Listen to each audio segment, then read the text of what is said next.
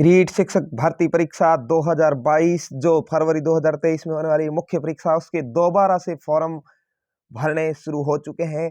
और परीक्षा तिथि क्या आगे बढ़ेगी और एग्जाम सेंटर कहाँ मिलने वाले हैं और कब जारी होंगे, क्या पदों में बढ़ोतरी होने वाली है, सारी बातें इस वीडियो में करने वाले हैं। तो वीडियो को अंत तक पेशेंस बना करके जरूर देख लें और चैनल पर पहली बार आए हैं तो चैनल को सब्सक्राइब करके बेल आइकन जरूर दबा लें। तो चलिए शुरू करते हैं वीडियो। रीट शिक्षक भर्ती 2022 के अंदर जो कोर्ट ने आदेश दिया था कि 2017 जिनके पास रीट प्रमाण पत्र है वो वैधता वाला ऑर्डर आ चुका है और हाईकोर्ट ने सिर्फ याचिकाकर्ताओं के ही फॉर्म भरने का आदेश दिया है। जिसने याचिका लगाई थी केवल उनको ही फॉर्म भरने का आदेश दिया है।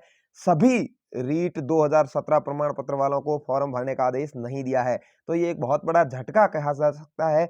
एक दो दिन में इनके फॉर्म भरे जाएंगे, ऑर्डर जैसे ही चयन बोर्ड के पास पहुंचेगा। तो ये पहले की खबर थी, यानी चयन बोर्ड के पास ऑर्डर पहुंच चुका है और रीट 2017 प्रमाण पत्र वैधता वाले याचिकाकर्ताओं के फॉर्म ऑफलाइन भरे जा रहे हैं, यानी उनको फॉर्म ऑफलाइन भरवाए जा रहे हैं।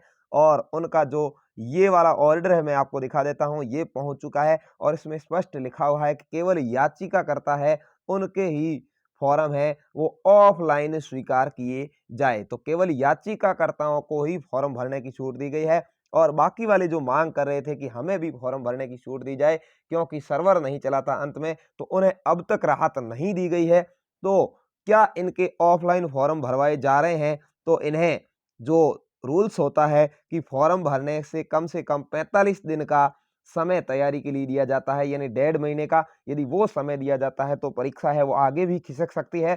तो चलिए कोर्ट क्या डिसीजन करता है, लेकिन अभी तक केवल ऑफलाइन ही फॉर्म भरवाए जा रहे हैं। ऑनलाइन फॉर्म भरने की डेट बिल्कुल भी नहीं बढ़ाई है। तो ये एक चिंता का विषय है। काफी अभ्यर्थी मांग कर रहे हैं कि सर जो डेट है वो बढ़ाई जाए। तो मैंने भी प्रयास किया यूट्यूब के माध्यम से, ट्वीट के माध्यम से भी, लेकिन अभी तक उसका रिजल्ट नहीं निकला है और आप सभी भी प्रयास करते रहें।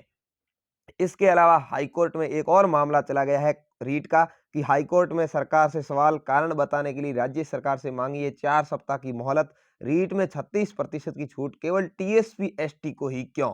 टीएसपी क्षेत्र का एसटी है उसको ही केवल 36% की छूट क्यों है, बाकी वालों को क्यों नहीं है? ये सवाल हाईकोर्ट ने सरकार से पूछा है। रीट परीक्षा में अनुसूचित क्षेत्र के अनुसूचित जाति और सामान्य वर्ग को प्राप्त अंकों में छूट नहीं देकर केवल अनुसूचित जनजाति अभ्यर्थियों को 36% की छूट देने वाली अधिसूचना को चुनौती देने वाली याचिका पर उच्च न्यायालय ने सुनवाई करते हुए राज्य सरकार से इस के वर्गीकरण में उचित कारण बताते हुए 4 सप्ताह का समय दिया है। 4 सप्ताह यानी 28 दिन का ये समय दिया गया है कि 28 दिन में आप हमें बताएं कि केवल एसटी वर्ग को ही छूट क्यों दी है, बाकी वाले जो टीएसपी के लोग हैं उनको छूट क्यों नहीं दी है। टीएसपी क्षेत्र के अनुसूचित जनजाति से निवासी शिक्षक भर्ती में नियुक्ति के लिए पात्र होने के लिए रीट में 60% की जगह 36% लाने की छूट दी गई है। किसको? केवल एसटी वालों को। जबकि ये जो लगाई है याचिका उसमें अधिवक्ता रितु सिंह राठौड़ है, उन्होंने न्यायालय में ये सवाल जो संविधान की 5वीं अनुसूची के 5वें अनुच्छेद में दी हुई शक्तियों का प्रयोग करते हुए आरटी अधिनियम के प्रकार से पूछा है।